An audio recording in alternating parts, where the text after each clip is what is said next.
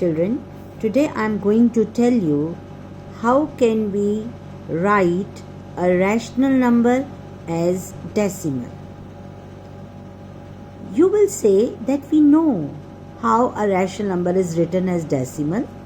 You know this method, that if we have to convert 13 upon 3125 into a decimal, then simply we can divide this 13 by 3125 to get this answer, which is 0.00416. You already know this method of division.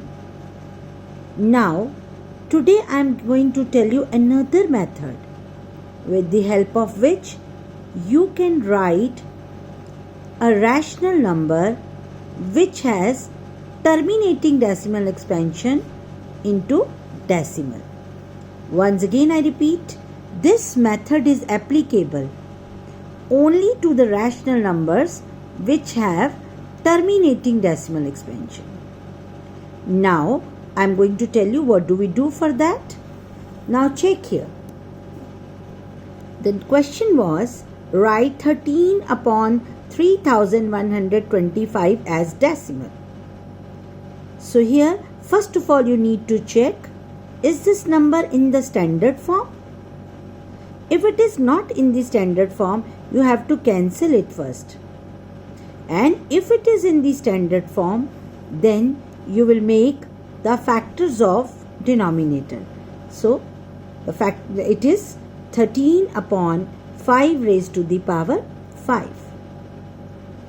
Now children, if I want to write it as a decimal without actually dividing it, what should I do? You know that whenever we have 10, 100 or 1000 in the denominator, there is no need to divide it. For example, see this one. If it is 185 upon 1000, then simply we can write it as 0.185.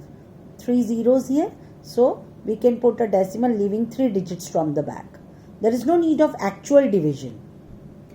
So children, this means if I have 10 here in the denominator, then there will be no need of the division. Now, how to get 10 here? For 10, you know that combination of 2 and 5 give us 10. So that means we need 2 also here. 5 we already have, so 2 we need. Now how many 2's we need? If we have 5 5's, we need 5 2's also. See, I have written 2 raised to the power 5 in the denominator with this. But the question is again, can I write anything anywhere? Can anything be written anywhere in the question? The answer is no. We cannot do this. So if I have written something extra in my question, to nullify its effect, I will write 2 raised to the power 5 here also. Here I have written to get 10, and here I have written, because I have written it extra here, so just to nullify that effect I have written it here.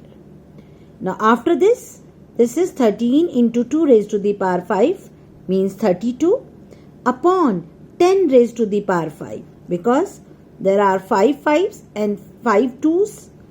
Every 5 into 2 will give us 10, so there will be 5 10's here. Now 13 into 32 is 416 upon 10 raised to the power 5. 10 raised to the power 5 means there are 5 zeros in the denominator. So I'll put a decimal leaving 5 digits from the back. 1, 2, 3 and 2 zeros I will write. So the answer will be 0.00416. Same answer. Okay, you can check. Many of you must be thinking, what is the need to do it? Why can't we do the simple division? Children, for this, I would like to see this question. Suppose you get this question and you have to write it as a decimal. If you go for this division method, it is going to be very, very tough for you, because 83 upon 2 raised to the power 10. 2 raised to the power 10 means 2 into 2 into 2 into 2, 10 times 2, and then into 5 raised to the power 8. The denominator is going to be a very, very big number, and then this division. This is going to be very tough for you. So if you adopt this method, it will be very easy for you to convert it into decimal. Okay? Now children, I would like to tell you about one more question which is not in your book, but generally it is asked in the examination. Question is, after how many places of decimal will the decimal expansion of any number can be here? For example, I have written 209 upon 80 will terminate. This is the question. So again, I have written 209, and first of all I need to check, is it in the standard form? If it is in the standard form, I will make the prime factors of denominator. The prime factors of 80 are 2 into 2 into 2 into 2 into 5. So 209 upon 2 raised to the power 4 into 5 raised to the power 1. Now as I told you here also that we need 10 here. So 10 means if there are 4 2's, there need to be 4 5's also. Because every combination of 2 and 5 will give us 10. So I need 3 more 5's here. So I have written 5 raised to the power 3 here. So if I am writing this thing extra here, I need to write the same thing here. 5 raised to the power 3. So this is 209 into 125, and in the denominator there are 4 2's and 4 5's. So this will give us 10 raised to the power 4. So 209 into 125 is 26,125 upon 10 raised to the power 4.